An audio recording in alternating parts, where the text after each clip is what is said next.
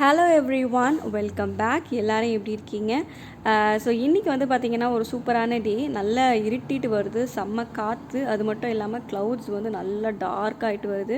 So கண்டிப்பாக மழை பெய்ய போகுது. மழை பெஞ்சாலே கண்டிப்பாக ஸ்நாக்ஸ் சாப்பிட்டே ஆகணும். காலிஃப்ளவரை வச்சு ஒரு சிம்பிளான ஸ்நாக்ஸ் செய்ய போகிறேன். ஸோ காலிஃப்ளவர் ஃப்ரைட் காலிஃப்ளவர் செய்ய போகிறேன். ஸோ அதுக்கு வந்து பார்த்திங்கன்னா ஒரு 2 குட்டி காலிஃப்ளவரை வந்து நல்லா வார்ம் வாட்டரில் வாஷ் பண்ணிவிட்டு இப்படி நல்லா ஃப்ளாரட்ஸ் மாதிரி கட் பண்ணி வச்சுருக்கேன். இப்போ இதை நம்ம வந்து ஹாட் வாட்டரில் போடணும். ஸோ ஒரு பாத்திரத்தில் கொஞ்சமாக தண்ணி பிடிச்சி பார்த்திங்கன்னா இப்படி வந்து கொஞ்சமாக இல்லை, கொஞ்சம் நிறையவே தான் தண்ணி இருக்குது. ஸோ கொஞ்சம் பபிள்ஸ் வர ஆரம்பிக்கட்டும். அதுக்கப்புறம் நம்ம கட் பண்ணி வச்சுருக்க காலிஃப்ளவரை இதை சேர்த்துப்போம். இதில் பார்த்திங்கன்னா ரொம்ப லைட்டாக வந்து மஞ்சள் தூளும் கொஞ்சமாக உப்பும் நான் சேர்த்துருக்கேன். ஸோ தண்ணி வந்து கொஞ்சம் ஓரளவுக்கு நல்லா சூடான பிறகு நம்ம வச்சுருக்க காலிஃப்ளவரை இதில் சேர்த்துப்போம்.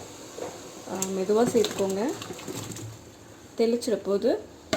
ஓகே, இது கொஞ்ச நேரம் நல்ல மீடியம் ஹீட்டில் வச்சு நம்ம வந்து கொஞ்சம் அப்படியே குக் பண்ணிப்போம். ஓவர் குக் பண்ணக்கூடாது, ஜஸ்ட் ஒரு 50% குக் ஆகணும். அது மட்டும் இல்லாமல் இதில் அழுக்கு இருந்தாலும் போயிடும். காலிஃப்ளவரும் பார்த்திங்கன்னா ஒரு அளவுக்கு வந்து உங்களுக்கு உள்ள கொஞ்சம் சாஃப்டாக இருக்கிற மாதிரி இருக்கும். ஸோ இது ஒரு மீடியம் ஹீட்டில் வச்சு ஒரு 5 நிமிஷம் இப்படியே விட்டுருங்க. அதை பார்த்தீங்கன்னா லைட்டாக இப்படி பபிள்ஸ் வர ஆரம்பிச்சிருச்சு. கரெக்டான கன்சிஸ்டன்சியில் இருக்கணும். ரொம்ப ஒரு செகண்ட் மிஸ் பண்ணிட்டிங்கன்னா கூட காலிஃப்ளவர் குழஞ்சிரும். இப்போ இதை எடுத்து இப்படியே எடுத்து நம்ம ஒரு பிளேட்டில் தனியாக வச்சிடலாம்.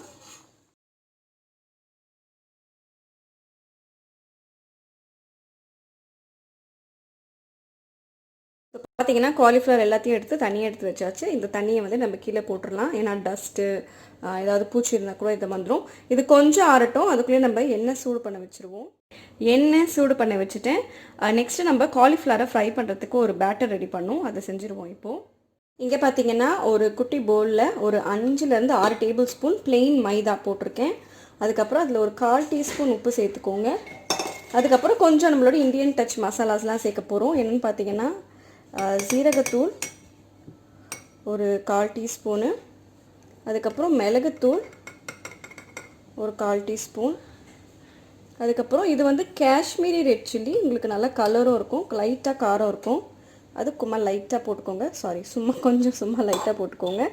அதுக்கப்புறம் லைட்டாக வந்து ரொம்ப லைட்டாக மஞ்சள்தூள். இவ்வளோ தான், ரொம்ப மைல்டாக இருக்கணும். ஃபஸ்ட்டு இதை நல்லா மிக்ஸ் பண்ணிப்போம். இப்போ அதில் வந்து ஒரே ஒரு முட்டை உடச்சி ஊற்றிருக்கேன். அதை ஃபஸ்ட்டு லைட்டாக மிக்ஸ் பண்ணிக்கோங்க. லைட்டாக இந்த முட்டை உடையிற மாதிரி நல்லா எல்லாத்துலேயும் இப்படி கொஞ்சம் திக்காக தான் இருக்கும். கொஞ்சம் மெதுவாக பண்ணுங்கள்.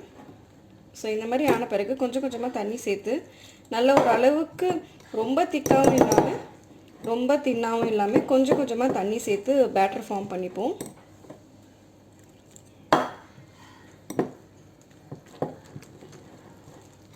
ஸோ ரொம்ப ரொம்ப ஈஸியான ரெசிபி தான்.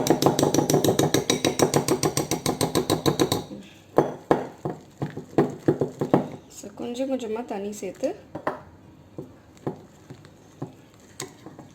ஸோ முட்டை போட்டிருக்கனால நல்ல ஒரு டேஸ்ட் இருக்கும், ஃப்ளேவரும் இருக்கும். வேண்டானா ஸ்கிப் பண்ணிடலாம், பட் போட்டிங்கன்னா ரொம்ப டேஸ்டியாக இருக்கும். ஸோ பேட்டர் கன்சிஸ்டன்சி பார்த்திங்கன்னா இப்படி தான் இருக்கணும். ரொம்ப திக்காகவும் இருக்கக்கூடாது, தின்னாகவும் இருக்கக்கூடாது. முட்டை போட்டிருக்கனால உங்களுக்கு நல்லா அந்த கன்சிஸ்டன்சி கிடைக்கும், காலிஃப்ளவரில் ஓட்டுற மாதிரி. ஓகே, இப்போ இதில் டிப் பண்ணி தான் நம்ம ஃப்ரை பண்ண போகிறோம். எண்ணெய் சூடாயிடுச்சான்னு பார்ப்போம். எண்ணெய் வந்து நல்லாவே சூடாயிடுச்சு. இப்போ இதை ஃப்ரை பண்ணிடுவோம். அப்படியே டிஷ்யூ மட்டும் எடுத்து வச்சுக்கிறேன். டிஷ்யூ மாற்றணும், எல்லாம் முடிஞ்சு போச்சு. எனிவேஸ், நம்ம பேட்டர் இங்கே இருக்குது. ஸோ ஒரே ஒரு காலிஃப்ளவரை இப்படி இதை நல்லா இப்படி டிப் பண்ணிவிட்டு அப்படியே ஃப்ரை பண்ணிடலாம். இந்த பேட்டர் பார்த்தீங்கன்னா ரொம்ப டேஸ்டியான ஒரு பேட்டர், நல்லா கிறிஸ்பியாக இருக்கும் உங்களுக்கு காலிஃப்ளவர். காலிஃப்ளவர் பார்த்தீங்கன்னா ரொம்ப ரொம்ப சூப்பரான ஒரு வெஜிடபிள். நிறைய பேர் வந்து அதை வச்சு என்ன செய்யறது, என்ன ரெசிபி செய்யறது அப்படின்னு தெரிஞ்சு அந்த வெஜிடபிள் பிடிச்சாலுமே யாரும் வாங்க மாட்டாங்க. ஸோ கொஞ்சம் டிஃப்ரெண்ட்டாக காலிஃப்ளவரை செஞ்சோன்னா கிட்ஸும் விரும்பி சாப்பிடுவாங்க. அது மட்டும் இல்லாமல் நம்ம வெஜிடபிள் சாப்பிட்ட மாதிரியும் இருக்கும்.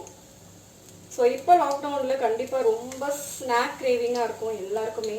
ஸோ அதனால் காலிஃப்ளவர் வச்சு இந்த மாதிரி பண்ணி கொடுங்க, சூப்பராக இருக்கும். கோபி 65, தொக்கு, கிரேவி அப்படி செய்கிறதுக்கு இது வந்து ஒரு சாஸ் வச்சு சாப்பிட்டிங்கன்னா ரொம்ப சூப்பராக இருக்கும். நான் ஒரு சில காலிஃப்ளவர் ரெசிபிஸ் ஆல்ரெடி வந்து அப்லோட் பண்ணியிருக்கேன். உங்களுக்கு விருப்பம் இருந்தால் செக் பண்ணுங்கள். ஸோ இது கொஞ்சம் அப்படியே குக் ஆகட்டும். பர்ஃபெக்டான டைமு. மழை வந்து நல்லா பெய்ய ஆரம்பிச்சிருச்சு. ஸோ இந்த மழை முடியறதுக்குள்ளே கண்டிப்பாக வந்து நம்ம ஸ்நாக்ஸ் செஞ்சு முடிச்சோன்னு நினைக்கிறேன். ஸோ காலிஃப்ளவரும் பார்த்திங்கன்னா ஒரு பக்கம் நல்லா வெந்துக்கிட்டு இருக்கு. ஸோ ஒரு பக்கம் வெந்த உடனே இன்னொரு பக்கம் லைட்டாக திருப்பி விட்டுருங்க.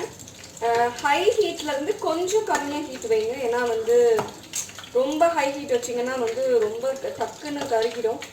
அதனால் ஓரளவுக்கு ஹை ஹீட்லேருந்து மீடியம், அதாவது மீடியம்லேருந்து ஹை ஹீட்டில் வச்சுக்கோங்க. ஸோ நல்லா வந்து ரெடி ஆகிட்டே இருக்குது.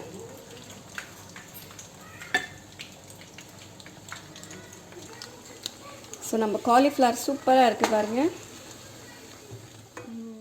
நீங்கள் சட்னி சாம்பார் அதெல்லாம் தேவையில்லை. வெறும் கெச்சப் சில்லி சாஸ் இந்த மாதிரி வச்சு சாப்பிட்டா தான் நல்லாயிருக்கும். ஏன்னா நம்ம மைதா போட்டு ஃப்ரை பண்ணியிருக்கோம் அதனால். ஸோ அதே போல் ரொம்ப நேரமும் குக் பண்ணுறதுக்கு டைம் எடுக்காது. ஏன் பார்த்தீங்கன்னா நம்ம ஆல்ரெடி 50% இதை குக் பண்ணி தான் வச்சுருக்கோம். ஸோ சூப்பராக வந்து நம்மளோட ஃப்ரைட் காலிஃப்ளவர் ரெடி ஆகிடுச்சு. இதே போல் நம்ம எல்லாத்தையும் வந்து பொரிச்சு எடுத்துக்க போகிறோம். ஸோ ரொம்ப ஈஸி இன்ஸ்டன்ட் ஸ்நாக் தான். ஸோ கண்டிப்பாக ட்ரை பண்ணி பாருங்கள்.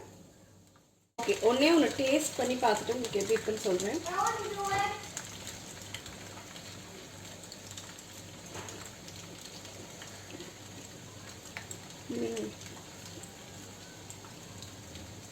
ரொம்ப மைல்டாக இருக்குது. ஏன்னா நான் காஷ்மீரி ரெட் சில்லி தான் போட்டிருக்கேன். உங்களுக்கு காரம் அதிகமாக வேணும்னா சில்லி பவுடர் தாராளமாக போட்டுக்கலாம். மிளகுத்தூளும் தாராளமாக போட்டுக்கோங்க. ரொம்ப ரொம்ப ஈஸியாக இருக்குது ரெசிபி. ஆனால் ரொம்ப டேஸ்டியாக இருக்குது. கண்டிப்பாக ட்ரை பண்ணுங்கள். கண்டிப்பாக குட்டீஸ் வந்து ஆல்மோஸ்ட் இந்த ஸ்மெல் பார்த்திங்கன்னா KFC ஃப்ரைட் சிக்கனில் அந்த பேட்டரோட ஸ்மெல் ஒன்று வரும் பார்த்திங்களா, அதே மாதிரியே இருக்குது. ஸோ கண்டிப்பாக குட்டீஸ்க்கு ரொம்ப பிடிக்கும்.